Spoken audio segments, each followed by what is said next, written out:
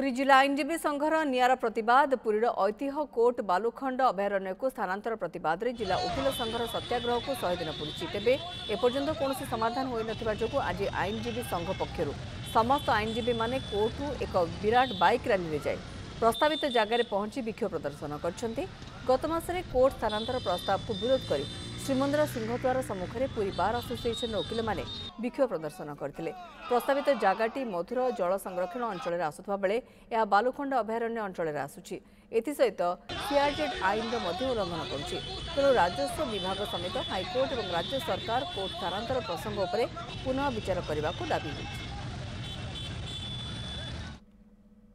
आम अनुरोध करूँ राजस्व विभाग को एवं विचार विभाग को ए पूरी वकिल संघ जो दाबी करपक्षे एटी आलिनेशन केस बातिल अंत प्रत्याहार हो से जगह हो लक्ष लक्ष लोक एक प्रमुख स्थान में कचेरी आउ अदालत दुईटी जाक व्यवस्था पाइबे